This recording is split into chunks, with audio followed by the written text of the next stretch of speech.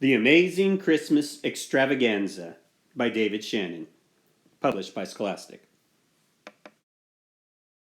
It all started with one little string of tiny white Christmas lights.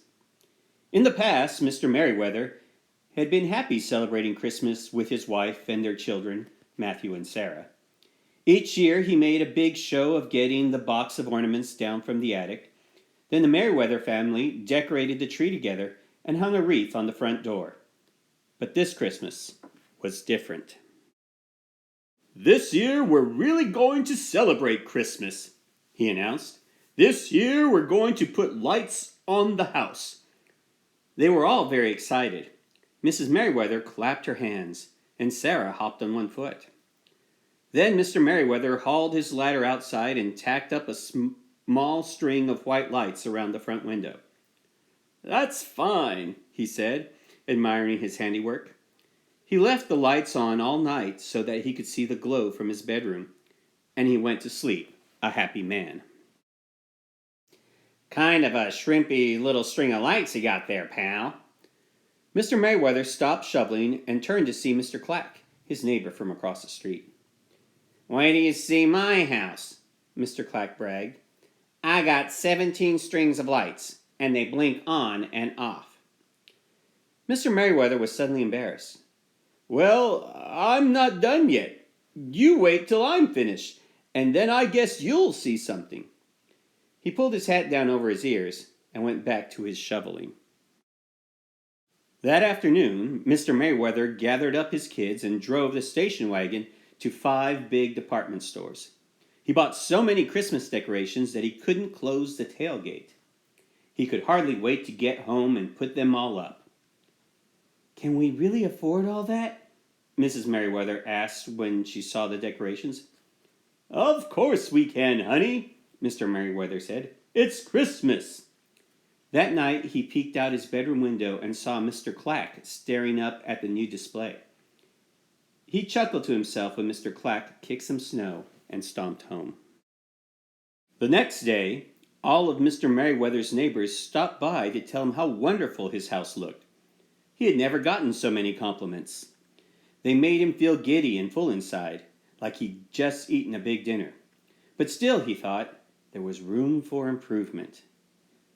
Every morning for the next week, Mr. Merriweather fired up the old station wagon and went in search of more decorations, which he carefully added to his house with the seriousness of a true artist.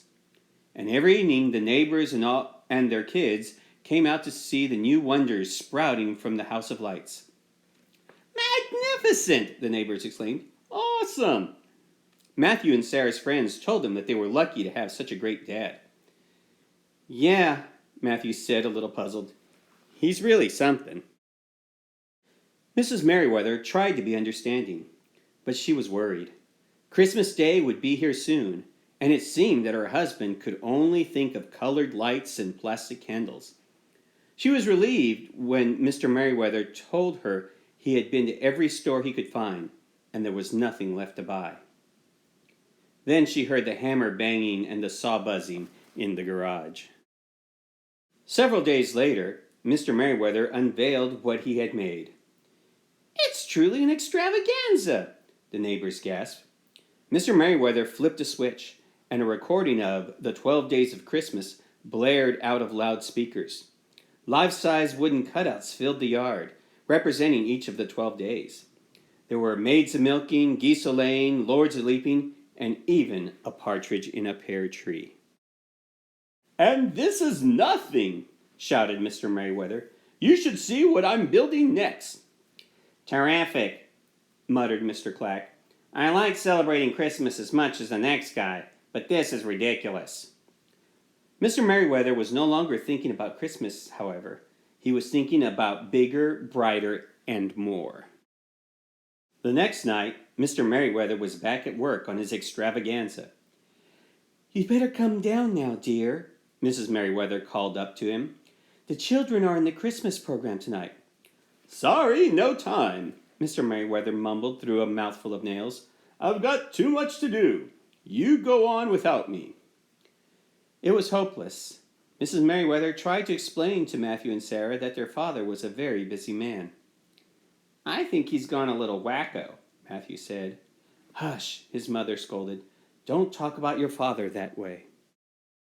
Mr. Merriweather's display continued to grow. One day he put up Santa's workshop, complete with elves. The next day he added giant snowmen made of styrofoam. And finally he built a 50-foot Santa with a mechanical arm that waved. People from 3 counties away brought their children to see the now famous Merriweather front yard. But it wasn't so much fun anymore for the people who lived nearby. The extravaganza used so much electricity that there was hardly any left for the neighbors. Their Christmas trees were dim and dull, and their Christmas cookies came out doughy from ovens that wouldn't heat. The noise from the sightseers honking and yelling was so loud that the annual Christmas caroling had to be canceled. No one could hear the singers. People visiting their families got stranded for hours in the tangle of traffic. Sometimes they just gave up and went home. Mr. Merriweather didn't even notice. He sat snugly in his brightly lit home, humming along with the 12 Days of Christmas. Finally, the neighbors decided something had to be done. On Christmas Eve, they held a meeting at Mr. Clack's house.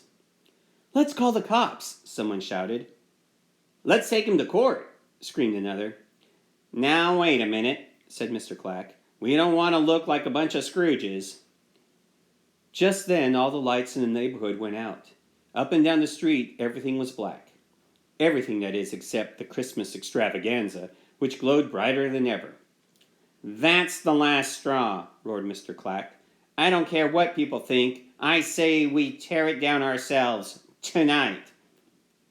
Everyone yelled in agreement. Then they armed themselves with tools of destruction and swarmed over Mr. Merriweather's front yard, slashing, bashing, and trashing everything in sight. Mr. Merriweather and his wife woke up in midair. "Oh my! Oh no!" he wailed. "What is it?" cried the children, running into the room. "I think it's an earthquake," Mr. Merriweather exclaimed. They all dove under the bed and huddled there together, listening to the terrible screeching, cracking, and thumping. It lasted all night long. Finally, the noises stopped. Mr. Merriweather poked his head out from under the bed. It was morning, Christmas morning. He ran downstairs, opened the front door, and couldn't believe what he saw. The Christmas extravaganza was gone. Yesterday, giant snowflakes, Santa Clauses, reindeer, and lights had decorated his house and yard. Now there was only a huge pile of sputtering rubble. Mr. Clack and the rest of the mob were still standing around. Their heavy breaths steamed in the cold morning air. "I guess that'll teach you to muck up our neighborhood," Mr. Clack sneered. Mr. Merriweather felt as if he had been hit by a log. He could barely talk. "But I was just celebrating Christmas," he said. "I didn't know it bothered you. I thought you liked it." The neighbors were silent. No longer caught up in their attack, they looked at each other and began to think about what they had done, and they were ashamed. "I'm sorry," Mr. Clack said sheepishly. He picked up a pair of broken reindeer antlers. "Here," he said. "We'll help you put it all back together again. We'll make it even better." Mr. Merriweather shook his head. "No," he said. "I think some nice white lights will do just fine." He pulled the tiny string out of the smoking heap, and Mr. Clack and all the neighbors helped him tack it around the front window. Mrs. Merriweather brought out cups of hot cider, and the whole neighborhood admired Mr. Merriweather's little string of white lights, his fine tree, and his beautiful wreath. "You know, Mr. Merriweather," Mr. Clack said, "that really was an amazing Christmas extravaganza." "Thank you," replied Mr. Merriweather. "But these are my real masterpieces." He hugged Matthew and then swung Sarah high up into the air. Mrs. Merriweather took her husband by the arm. "Don't feel bad, dear," she said.